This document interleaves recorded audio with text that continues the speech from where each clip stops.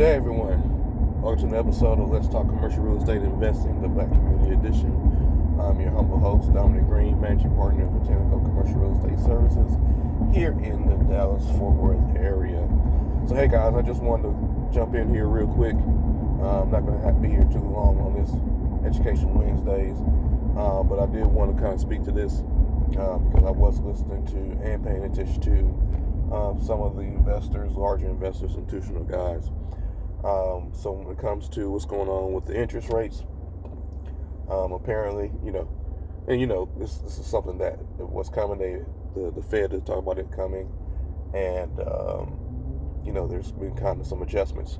And what I mean by that, those that have been using cheap debt as far as bridge debt to acquire some of these multifamily properties and whatnot, them trying to the interest rates on that product has went up. So they're getting quotes. Before you was in the 3s and 2s, now you're in the 5s. And so this is a realization I talked about before that when interest rates increase, you can't pay. You have the same amount of leverage, so you can't pay as much, and the returns will look as good.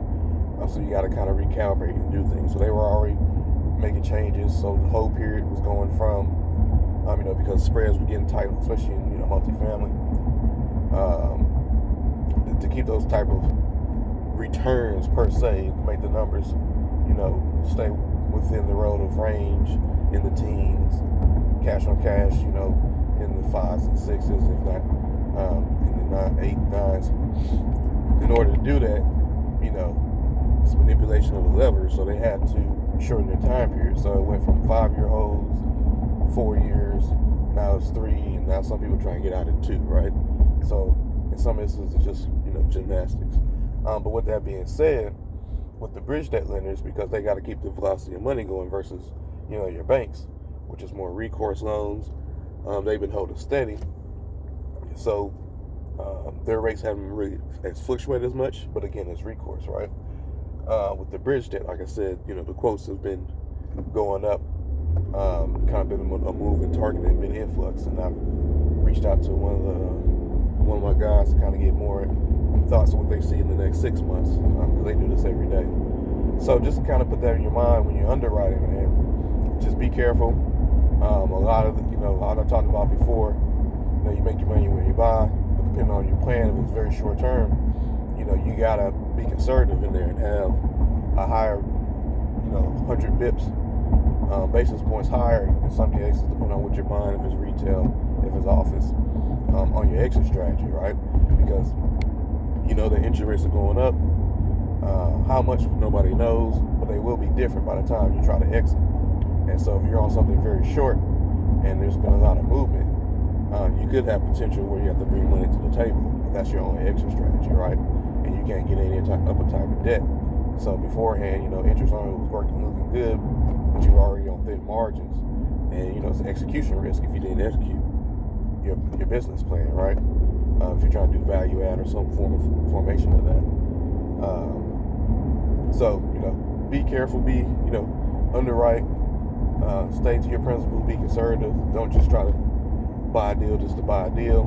And remember I told you that, all these deals are not value add. Some of the stuff is just basic stuff. If you look at, the word value added in the beginning, I told you last year, value add was being used as a term in the brokerage world as a way to extract more funds from the buyer, and to get some deals that had gone stale and some deals that didn't make any sense to kind of move because the word value add had been ingrained in a lot of investors' minds. They hear value add, it means there's opportunity to make money. So be careful, do your due diligence, think longer term. You should be longer term anyway, especially if it's income producing. But I get it. Velocity of money. My process is just a little bit different. It takes so long, takes so much effort and time to find it. Why would I just get rid of it so quickly, right? Just to make a quick buck. I can make it over the long term, refi, supplemental, depreciation, all that good stuff. So, you just gotta match up your business plan, your investors with the right type of opportunity. So, thank you guys for tuning in.